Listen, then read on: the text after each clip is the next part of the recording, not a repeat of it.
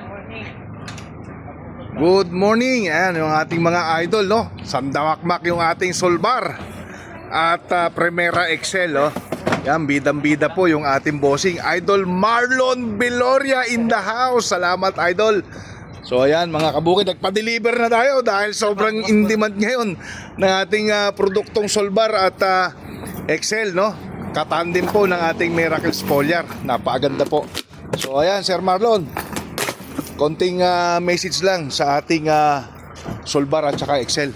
Okay, so magandang morning po sa inyo lahat, mga kaprimera nating mga magsisibuyas, magtutuma maggugulay at magpapalay. Ano po? So ito pong Primera Excel po natin. Kaya po ganito karami yung naghahanap ng atin pong produkto dahil maaring bago para po dun sa mga nakagamit at saka sa mga nakakapanood sa Facebook at nakakarinig sa balita.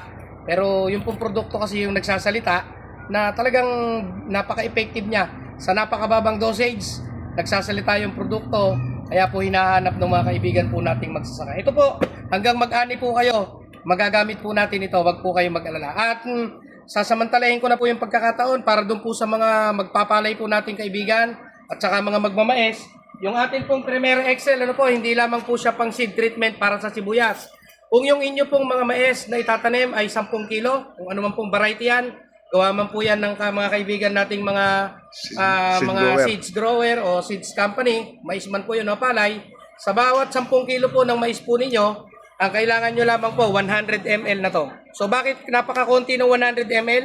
So 100 ml po kasi ay sapat na yun para sa 10 kilong binhi po ninyo dahil madulas naman po yung buto ng mais at kailangan lang naman po niyang mabasa at masipsip po ng kanyang embryo. Ngayon, para po makita ninyo kung maganda talaga, sinasuggest ko po sa inyo, kung sa 1 hektarya po umuubos kayo ng 2 hanggang 3 bag, 1 bag lang po muna yung lagyan ninyo. Tapos, pagtubo na po niya, na sa loob po ng 7 hanggang 12 araw, ipa-spray na po natin si Primera Excel at saka po si Primera Cambiar N. Ayun, Okay, napakaganda. So doon naman po sa mga magbababad po ng palay, ng binhi, kung kayo po ay magbababad ng binhi sa 200 liters po ng tubig, lagyan nyo po yun ng 100 liters na tubig. Ang kailangan nyo lang pong ilagay ay 50 ito lang po. Santakip. Isang takip lang po ng Primera Excel po natin. Kahit po nagpapalit kayo ng tubig, ang importante lang po doon, mabasa po ng Primera Excel yung buto po ng atin pong palay. Sapat na po yun, kahit magpalit na kayo na magpalit ng tubig, patutugiin po niya at pahabain po niya yung ugat ng inyo pong binhi po ng palay.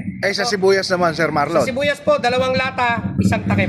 2 lata, 1 takip. Po, ilamas nyo lang po, huwag kayong mag-alala. Matutuyo po yun, hindi yun babara sa planters. Ano po? So pag natuyo, pwede nang i-direct. Ano po, opo.